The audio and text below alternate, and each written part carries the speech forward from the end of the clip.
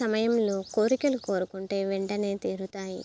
అశ్విని దేవతలు తిరిగే ఈ 24 నిమిషాలు చిన్న మంత్రం చదివి మీరు ఏది కోరుకుంటే అది జరుగుతుంది. శ్రీ గురుభ్యో నమః. శ్రీమాత్రే నమః. అందరికీ నమస్కారం.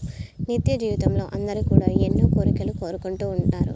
నాకు ఇది కావాలి, అది కావాలి అనుకుంటూ ఉంటారు. ఎన్నో సమస్యలు ఉన్నాయి, అవన్నీ పోవాలనుకుంటూ ఉంటారు. అయితే అసలు కోరికలు ఏ సమయంలో కోరుకోవాలి, సమస్యలు పోవాలని ఎప్పుడు అనుకోవాలి, ఏ సమయంలో కోరికలు కోరుకుంటే మీ కోరికలు నెరవేరుతాయి, ఈ సమస్యలన్నీ తొలగిపోతాయి, ఇప్పుడు ఈ వీడియోలో తెలుసుకుందాం. ఈ వీడియోకి ఒక లైక్ వేసి మీ ఫ్రెండ్స్కి షేర్ చేయండి. అలాగే జై శ్రీకృష్ణ అని ఒక చిన్న కామెంట్ చేయండి.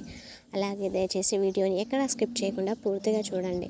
మన పురాణాల ప్రకారం తథాస్తు దేవతలు ఎవరు, వారు ఏ సమయంలో తిరుగుతారు? అశ్విని దేవతలే తథాస్తు దేవతలు. వీరు సూర్యుని కుమారులు. తదా అంటే ఆ ప్రకారంగా, ఆస్తు అంటే జరగాల్సిందే అని అర్థం. మనిషి ఏదైనా అనరాని మాటను పదే పదే అంటే అది తథాస్తు దేవతలు వెంటనే తథాస్తు అంటారు. తథాస్తు అనే వారిని తథాస్తు దేవతలు అని అంటారు. సూర్యుని భార్య అయిన సంధ్యాదేవి సూర్యుని వేడిని భరించలేక గుర్రం రూపాన్ని దాల్చి కురుదేశం వెళ్తుంది. గుర్రం రూపంలో ఉన్న సంధ్యాదేవిని చూసి సూర్యుడు కూడా గుర్రం రూపాన్ని దాల్చి సంధ్యాదేవి దగ్గరికి వెళ్తాడు. ఇలా వీరిద్దరూ కలయిక వల్ల పుట్టిన వారే అశ్విని కుమారులు. వీరిని తథాస్తు దేవతలని, దేవతా వైద్యులని అంటారు. అశ్విని దేవతలు ఎప్పుడు కూడా ఒక బంగారు రథం మీద చేస్తూ ఉంటారు. వీరు ఎంతో వేగంగా ప్రయాణిస్తూ ఉంటారు. వీరు ప్రయాణించే మార్గంలో తథాస్తు అనుకుంటూ వేద మంత్రాలను జపిస్తూ ఉంటారు. యజ్ఞాలు, యాగాలు జరిగే చోట వీరు ఎక్కువగా సంచరిస్తూ ఉంటారు. అశ్విని దేవతలు చేతిలో ఒక బెత్తం పట్టుకొని ఎక్కడ యజ్ఞ యాగాదులు జరుగుతూ ఉంటాయో అక్కడికి వచ్చి యజ్ఞ యాగాదుల సమీపంలో ఉన్న పూజా ద్రవ్యాలను, వాటికి సంబంధించిన అటువంటి వస్తువులు, అక్కడ యజ్ఞం చేసేవాళ్ళు వాళ్ళందరినీ ఆ బెత్తంతో తాకి వెళుతూ ఉంటారు. దానివల్ల యజ్ఞ యాగాదులు చేసినప్పుడు విశేషమైన ప్రయోజనం కలిగి సకల శుభాలు కలుగుతాయి. ఇతరులను మంచి కోరుకునేవారు ఎవరైనా తథాస్తు అంటే అది ఖచ్చితంగా జరుగుతుందట. అశ్విని కుమారులు ఒక చేత్తో ఆయుర్వేద గ్రంథాన్ని, మరో చేత్తో అభయ హస్తాన్ని చూపిస్తూ తిరుగుతూ ఉంటారు. మన గురించి మనం ఏదైనా అనుకుంటే తథాస్తు దేవతలు వెంటనే తథాస్తు అంటారని, వారు ఎక్కువగా సంధ్యా సమయంలో అంటే సాయంత్రం సమయంలో తిరుగుతూ ఉంటారని నమ్ముతూ ఉంటారు. అందుకే ఎప్పుడైనా అనారోగ్య సమస్యలు వచ్చినా అశ్విని దేవతలకు సంబంధించిన మంత్రం జపం చేస్తే అనారోగ్య సమస్యల నుంచి బయటపడవచ్చు. అయితే అశ్విని దేవతలు ప్రతిరోజు కూడా ఒక ప్రత్యేకమైన సమయంలో భూలోకానికి వచ్చి భూలోకంలో అన్ని చోట్ల తిరుగుతూ ఉంటారు. ఆ ప్రత్యేకమైన సమయంలో ఎవరు ఏ మాట అంటే అది జరుగుతుంది.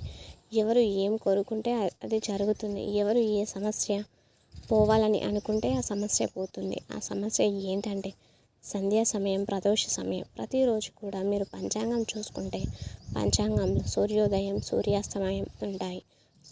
సూర్యాస్తమయానికి సరిగ్గా 24 నిమిషాల ముందు కాలాన్ని సంధ్యాకాలం అంటారు. దీన్ని ప్రదోష కాలం అంటారు. ప్రతిరోజు కూడా పంచాంగం చూసుకున్నప్పుడు మీకు అక్కడ సూర్యాస్తమయం అని కనిపిస్తుంది. చాలామంది ఆ సమయంలోనే దీపం పెడుతూ ఉంటారు. అదే సమయంలో మీ మనసులో ఏ కోరిక కోరుకున్నా అది అశ్విని దేవతలకు వినిపిస్తుంది. వాళ్ళు వాళ్ళ శక్తితో భూలోకాన్ని అంతా ఆ సమయంలో సంచరిస్తూ ఉంటారు.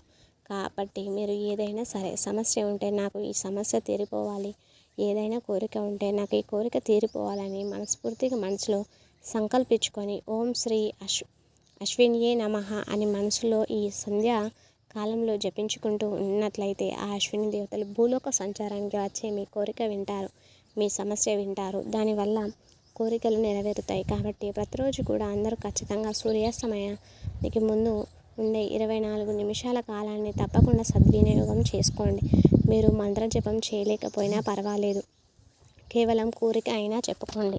ముఖ్యంగా ఆ సమయంలో చెడు మాటలు అస్సలు మాట్లాడవద్దు. ఎవరినైతే తిడితే అవి జరుగుతాయి. ఆ సమయంలో ధనపరంగా చెడు మాటలు మాట్లాడొద్దు, ఆరోగ్యపరంగా చెడు మాటలు మాట్లాడొద్దు. అలా మాట్లాడితే చెడు కూడా జరుగుతుంది. కాబట్టి మంచి మాత్రమే అనుకోండి. మీకున్న సమస్యల నుంచి బయటపడడానికి అద్భుతమైన ఈ సమయంలో సమస్యలు పోవాలని, కోరికలు నెరవేరాలని కోరుకోండి. తప్పక అవి జరుగుతాయి. అలాంటి సమయంలో మన దగ్గర ధనం ఉండి కూడా లేదనుకుంటే లేకుండానే పోతుందట. మన గురించి, ఇతరుల గురించి మంచిగా మాట్లాడుకోవాలి. ఇతరులకు హాని చేయకుండా నిస్వార్థంగా కోరుకుంటేనే అలాంటి పనులకు మాత్రమే తథాస్తు దేవతలు తథాస్తు అంటారట. కనుక ఇతరుల గురించైనా లేదా మన గురించైనా మనం చెడుగా మాట్లాడుకోకూడదు. ఎప్పుడు కూడా మంచిగానే మాట్లాడుకోవాలని పురాణాలు చెబుతున్నాయి.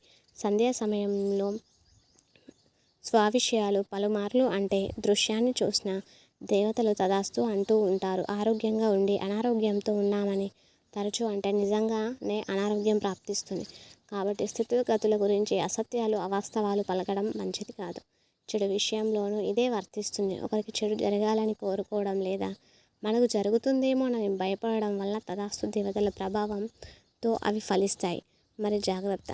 కాబట్టి ఎలాంటి సమయంలో ఎలాంటి కోరికలు కోరుకోవాలో చూశారు కదా. ఈ వీడియో కనుక మీకు నచ్చినట్లయితే ప్లీజ్ లైక్ చేయండి.